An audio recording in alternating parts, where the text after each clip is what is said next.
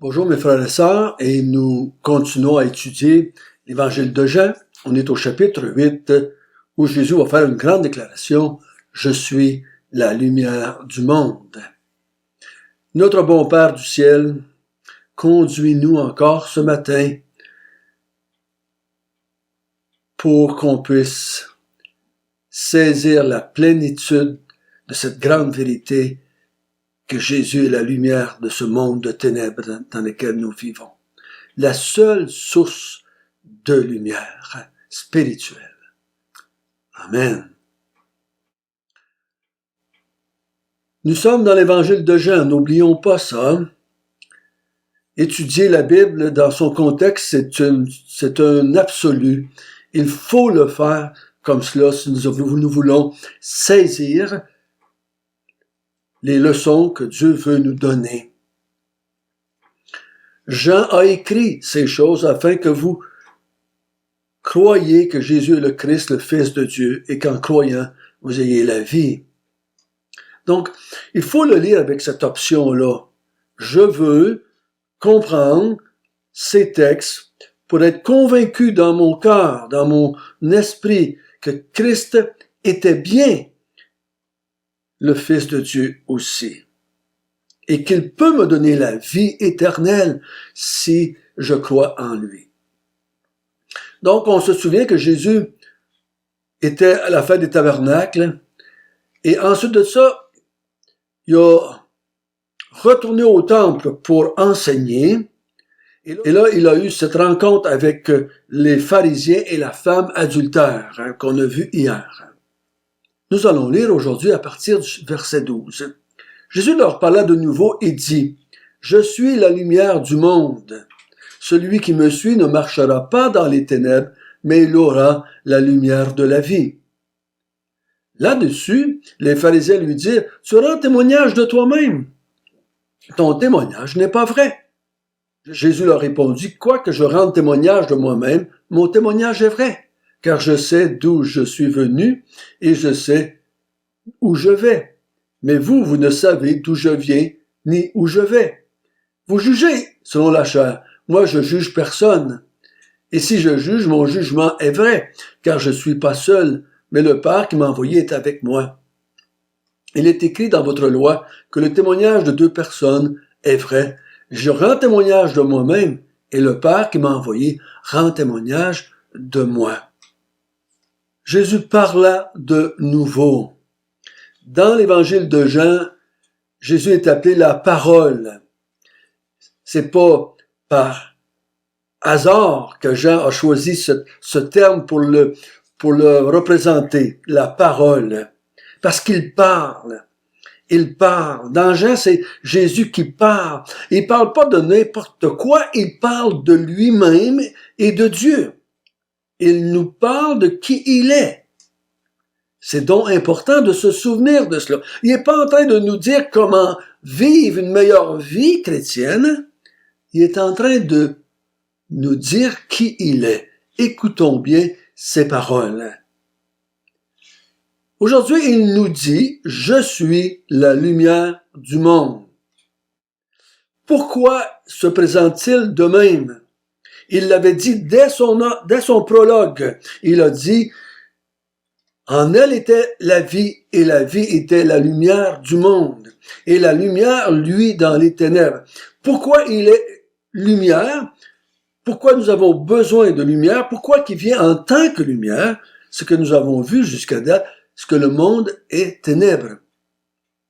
Quand nous disons que le monde est ténèbres, ça veut dire que c'est les gens qui sont ténèbres. C'est pas la planète qui est ténèbres. C'est pas que la planète est absente de soleil ou de lune ou d'étoiles ou de lumière.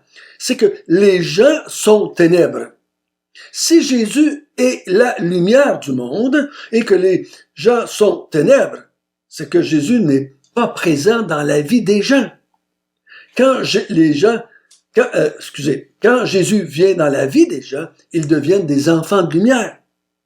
Quand Jésus se présente comme la lumière du monde, il faut comprendre, puis on va l'accepter seulement si nous croyons que nous sommes dans les ténèbres. On se fout de lumière si on est en plein jour et qu'on n'est pas dans la noirceur. Mais quand on est dans les ténèbres totales et complètes, nous voulons la lumière. Donc, une lumière, c'est faite pour éclairer, c'est faite pour qu'on voit. Ici, la lumière est faite pour qu'on voit qui Dieu est. Il y a un passage dans l'Ancien Testament qui dit « C'est par ta lumière que nous voyons la lumière ». C'est par la lumière que Jésus apporte dans le monde que nous pouvons voir qui nous sommes et qui Dieu est, qui Christ est. La lumière, c'est pas pour m'éclairer, pour que je puisse choisir la bonne épouse quand je veux me marier, ou que la bonne maison, ou choisir la bonne job. Non, c'est pour que je puisse voir Dieu. Et c'est pour ça qu'il dit après, « Celui qui me suit ne marchera pas dans les ténèbres, mais il va avoir la lumière de la vie. » Donc, celui qui me suit, ou celui qui croit en moi, ou celui qui me boit, ou celui qui me mange, comme dans le chapitre 6, celui-là ne marchera pas dans les ténèbres. Faut faire attention, il n'est pas en train de dire que je ferai plus jamais de péché. Non, mais que je vais comprendre qui est Dieu. Je vais comprendre qui est Christ. Je vais comprendre le monde dans lequel je suis. Je vais comprendre qui je suis en tant qu'être humain pécheur, mais pouvant être sauvé par la grâce de Dieu. La lumière va éclairer mes ténèbres. Donc, c'est comme le psalmiste dit dans le psaume 119, comment est-ce que je vais éclairer mon chemin? C'est par ta parole. Ta parole éclaire mon chemin. Donc, la parole de Dieu, Dieu lui-même ou Jésus lui-même étant avec moi, il éclaire mon monde autour de moi pour que je vois la réalité, pour que je vois la vérité. La vérité pour que je ne pêche point et la vérité pour que quand je pêche, je m'en rends compte. Mais au lieu de marcher dans les ténèbres, il va avoir la lumière de la vie. La vie, c'est la source de la lumière. Jésus est la vie. Jésus est aussi la lumière pour nous éclairer. Quelle grande vérité! Donc, tous ceux, je peux conclure ici, à partir de ce verset-là, tous ceux qui n'ont pas Jésus dans leur vie marchent dans les ténèbres 24 heures par jour, 7 jours par semaine. Peu importe ce qu'ils disent, peu importe ce qu'ils font de leur vie, qu'ils soient dans des couvents, dans des collèges, dans des églises, qu'ils soient dans des lieux de prostitution, ils sont dans les ténèbres. C'est pas le lieu où je me trouve qui détermine si je suis dans la lumière ou dans les ténèbres. C'est pas ce que je fais qui détermine si je suis dans la lumière ou dans les ténèbres. Est-ce que Jésus est avec moi? C'est ça qui détermine si je suis dans la lumière. Et s'il n'est pas avec moi, je suis dans les ténèbres. Après avoir fait une telle déclaration, les gens qui ont écouté, au verset 13, « Tu rends témoignage de toi-même, ton témoignage n'est pas vrai. » Oh ouais, c'est facile ce que tu dis. Tu peux pas te déclarer qui tu veux. Oh, on peut bien dire, nous autres, qu'on est des anges, mais ça fait pas de nous des anges à cause qu'on dit ça. Donc, tu dis que t'es la lumière du monde, mais ton témoignage n'est pas vrai. Tu peux dire ce que tu veux. Et la réponse de Jésus, si on fait pas attention, peut nous troubler un petit peu. Jésus leur répondit, « Quoi que je rende témoignage de moi-même, mon témoignage est vrai. » Donc, les autres, ils disent, tu comptes un mensonge quand tu dis que tu es la lumière du monde. Jésus dit, non, je dis la vérité. Mon témoignage à mon sujet est vrai. Tout ce que j'ai dit à mon sujet au travers de l'évangile de Jean, c'est vrai ce que je dis. Donc, là, je viens de vous dire que je suis la lumière du monde. C'est vrai. Car, là, il donne la raison pourquoi que c'est vrai. Car je sais d'où je viens et où je vais. Mais vous ne savez d'où je viens ni où je vais. Donc, son origine détermine que ce qu'il dit est vrai. C'est intéressant, hein? Il dit, si vous saviez d'où je suis, d'où je viens, vous seriez sûr et certain que mon témoignage est vrai. Vu que je suis un être céleste, que je suis venu de Dieu, et que je sors de Dieu, et que je viens de Dieu, que je suis sorti du sein du Père, vous concluriez que mon témoignage est vrai. Parce qu'il n'y a pas de mensonge dans le Père. Il n'y a pas de mensonge en Dieu. Il n'y a pas de fausseté en Dieu. Dans le ciel, c'est la vérité. Dans le ciel, quand Dieu parle, c'est vrai. Quand je parle, c'est vrai. Quand l'Esprit de Dieu parle, c'est vrai. Quand les anges parlent, c'est vrai. Nous disons la vérité dans le ciel. Sur la terre, c'est le mensonge. Il va le dire un peu plus loin. Votre Père à vous, c'est le menteur. Donc, quand l'être humain parle, c'est mensonge. Mais quand je parle, c'est vrai. Mon origine fait que tout ce que je dis, c'est vrai, parce que dans mon monde à moi, c'est la vérité qui règne. C'est la vérité qui existe. Il n'y a pas de mensonge dans la présence de Dieu. C'est pour ça qu'il nous dit que dans l'Apocalypse, dans la nouveau cieux, dans la nouvelle terre, dans la nouvelle ville, il n'y entre pas aucun menteur. Son origine détermine que quand il déclare des choses à son sujet, son témoignage est vrai. Quel beau témoignage à son origine divine.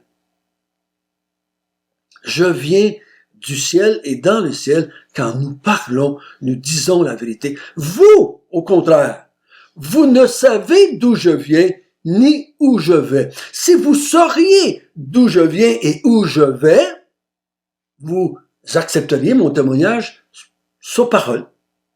Hein? Sur parole. Si vous croiriez que je viens de Dieu et que je vous apporte le message de Dieu et que je vous parle de la part de Dieu, vous croiriez ce que je dis sur moi-même. Verset 15. Vous jugez selon la chair. Moi, je ne juge personne selon la chair. C'est ça qui est sous-entendu. Vous jugez selon la chair. Vous jugez avec des principes humains. Vous jugez avec, comme l'homme juge. Vous jugez avec les principes de qui vous êtes. Et vous êtes des gens qui sont des pécheurs. Vous jugez en tant que pécheur, avec les capacités d'un pécheur. Donc, votre jugement est erroné. Votre jugement est faux. Et au verset 16, il dit, « Et si je juge, mon jugement est vrai, car je ne suis pas seul, mais le Père qui m'a envoyé est avec moi.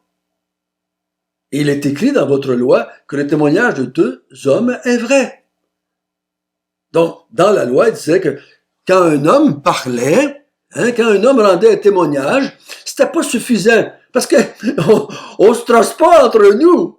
Et c'est pour ça que quand on va en cours, on dit, mets ta main sur la Bible, là, puis jure que tu vas dire la vérité, parce qu'on n'est pas sûr que tu vas dire la vérité. Donc, on essaie de t'engager par un serment que si tu dis pas la vérité, tu vas être puni. Parce que l'être humain est reconnu pour être un menteur. Donc, c'est pour ça qu'on passe sur des avocats, puis qu'on passe sur des notaires, puis c'est pour ça parce qu'on se trosse pas. Si je dis que j'achète la maison, tu ne trosses pas. Tu vas signer sur un notaire, parce que sans ça, je te fais pas confiance. Ça prend des témoins. Hein? S'il n'y a pas de témoins, on fait rien, parce que on n'est pas sûr que la personne dit la vérité. Donc, on disait, faut qu'il y ait 2 ou 3 témoins. Et là, on va croire qu'il y a une possibilité, il y a une grande chance que ce soit la vérité. Mais c'est pas toujours la vérité, même s'il y a 2 ou 3 témoins. Hein? On sait ça aussi. Il dit, moi, je suis jamais seul. Je suis jamais seul. Mon Père est avec moi. Et à cause que mon Père est avec moi, mon témoignage est vrai. C'est vrai que je rends témoignage de moi. Mais mon Père, qui m'a envoyé, rend témoignage de moi. Il l'avait dit dans les autres chapitres aussi, la même chose. Le Père rend témoignage de moi par les œuvres qu'il m'a confié d'accomplir. Je rends témoignage Dieu a rendu témoignage au Fils de qui il est par les œuvres qu'il lui a confiées d'accomplir. L'œuvre de faire connaître le Père, l'œuvre d'emmener la vie dans le monde, l'œuvre d'emmener la lumière dans le monde, l'œuvre d'enlever la mort de ce monde par sa mort à la croix.